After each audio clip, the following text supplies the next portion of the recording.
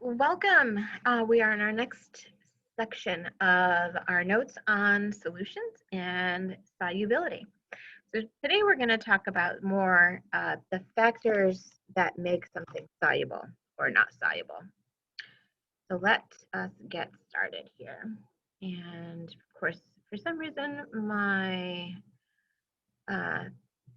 clicker doesn't feel like working today. There we go. All right, so what is solubility? So solubility is the maximum amount of solute can be dissolved in a specific amount of a solvent at a specific temperature. So that just basically means, will something dissolve and to what extent will that substance dissolve? And it depends on the conditions of the substance, right? So how much we're trying to dissolve, temperature, and a whole bunch of other factors that we're going to talk about in this set of notes. All right, so what are the factors that affect our solubility? So the first factor that affects whether or not something will dissolve or not dissolve, we call that the nature of the substance. And this means like dissolves like. So let me just move my little, thing over here. Let's going to move that back up to the top. Okay, so like dissolves like. What does that mean? This means that polar can only dissolve other polar molecules. So again, what is polar? This comes from our bonding unit.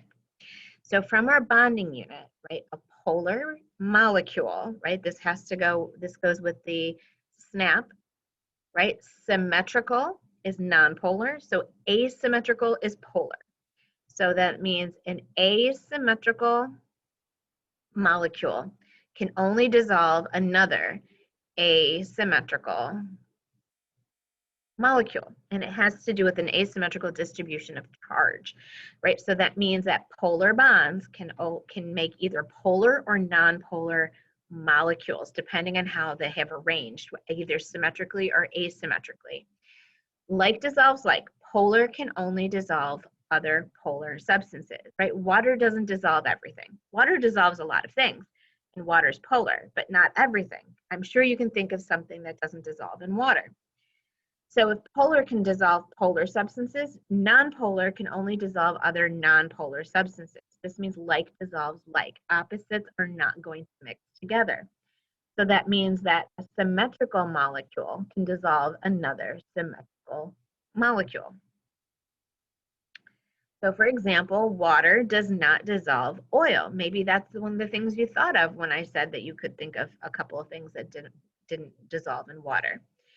So in our picture of oil, so the reason why oil floats on top is density, but that doesn't have anything to do with the solubility of oil. Oil is a non-polar molecule. It's a long string of carbons and hydrogens that is very symmetrical. And so it does not dissolve in water because water is polar and can only dissolve other polar substances.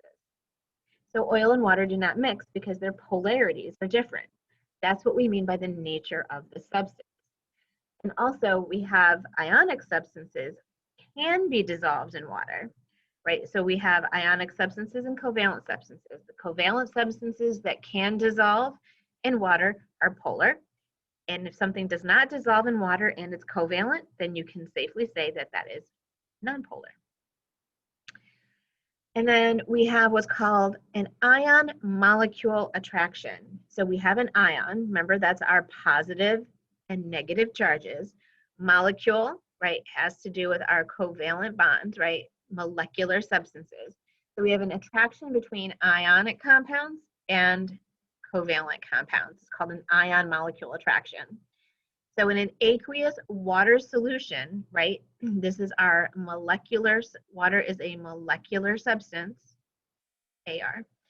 Ionic solutes, right, for example, ionic means metal and a nonmetal, so think of sodium chloride, can dissolve. So we have our positive ions, our cations, right, remember those are the metals, right, that lose electrons and form positive ions. Of the solute are attracted to the oxygen end, which is negative, of a water molecule. So when we drew our Lewis dot structures, right, this made more sense. This makes sense.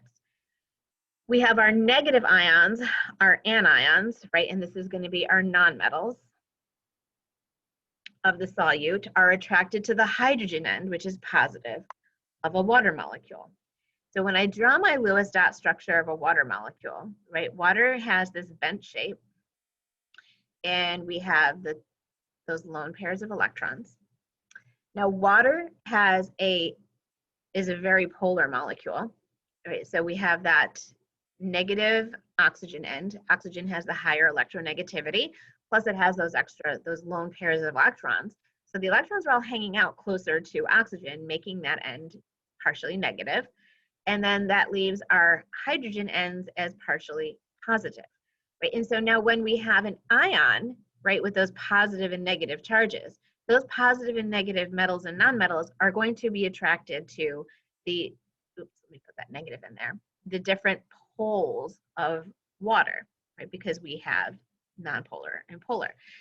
So when we have, this is basically on a molecular level, this is what a ionic solute, right, like sodium chloride, this is what an ionic solute looks like dissolved in water. So we can see that the negative chloride end over here, I know my tablet does that funny thing, I hate it. That negative chloride end is surrounded by all of the positive ends of water. And the positive sodium is surrounded by the negative oxygen end of water. Make sure that you are able to draw this, right? You should be able to draw water molecules. Which way are they going to surround a chlorine negative, or which way they're going to surround any positive? It doesn't have to be chlorine and sodium. So when we look at table I of your reference tables, at the bottom of table I of your reference tables, there's a whole bunch of ionic compounds being dissolved in water. And so they have those written in equation form. So for example, with our sodium chloride, right, we have our sodium chloride solid. And there's an arrow with H2O over to the top, means dissolved in water, right? So we're not adding water as like a reactant, right? So it's just dissolving in water. That's why it's written over the arrow.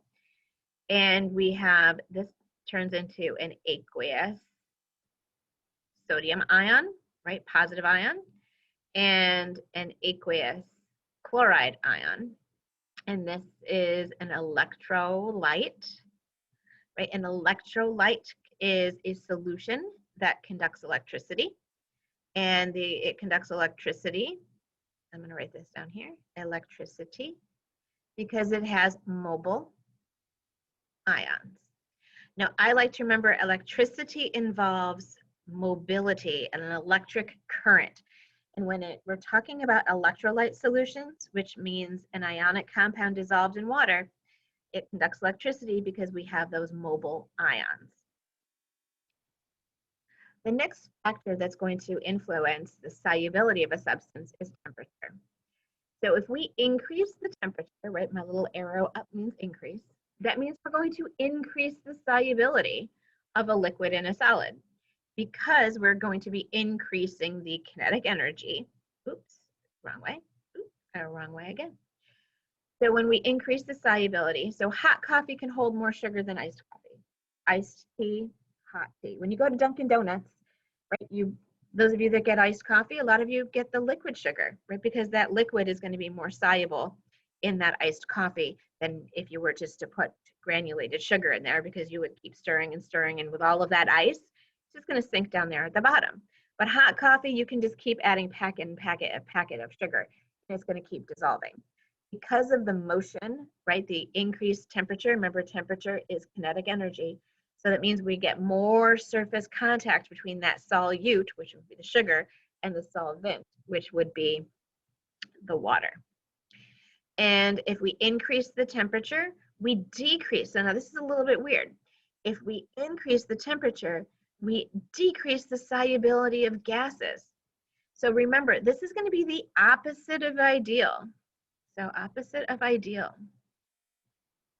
right? When we had our gas laws unit, an ideal gas, right, has the conditions ideal for a gas is high temperature and low pressure. That's going to be opposite. If we want a gas to dissolve into a liquid, it's That's not ideal because gases want to spread out. So we need to, if we increase the temperature, the gases are going to spread further apart. So if we increase the temperature, we decrease the solubility. And pressure only affects gases. Pressure does not have an effect on solid or liquid solubility, only for gases, because remember, gases can be compressed. And when we think about our gases, right, so if I draw myself a little particle diagram of gas, right, the particles are spread really far apart from each other. And if I increase the pressure, those particles can move closer together. And if I have a solvent in this situation as well, it means they're going to be coming into more contact with the solvent. And then that's why an increase of pressure will increase the solubility of a gas. So increase the pressure increases the solubility, right? The gas is pushed into the solution and cannot escape. If I decrease the pressure, that means that the gas has the ability to escape. You've opened a soda before and you hear that, you know, the sound of the gas, right, the carbon dioxide being released. That's because when you open the cap, right, when you open the cap, or you know, if it's a can and you open up the can, you've now decreased the pressure because it's pressurized inside the container. And so when that pressure decreases, then we're going to release the gas, because then the gas has the ability to spread out again, right? So a decrease in pressure is going to decrease the solubility. All right, so what conditions do we need to keep a soda carbonated? Well, this has to do with our gas particles, right? And so if we want the gas particles into the liquid, how do we get them into the liquid? First of all, gas particles want to spread out. So we decrease the temperature, so the gas particles move slower, and then they're going to stay closer together. If we increase the pressure, the gas particles have less space to move. So this is how our soda is bottled, under low temperature and high pressure, which is, again, our opposite of ideal, right? Because gases want to spread out. The ideal, right, to make a real gas more ideal, we would increase the temperature and lower the pressure. Sorry. And now if we want those gas particles to get into the liquid, right, we have to slow them down. So that means decrease the temperature, right? So temperature is average kinetic energy. And we want to increase the pressure so we can push them all into that liquid. And then that's how we're going to keep our soda more carbonated. In our next set of notes, we're going to talk about solubility curves. And so we're going to be looking at this solubility as represented in a graphical nature. So I'd like to thank you for joining me. And so in our next set of notes, you're going to need your reference table, specifically table G.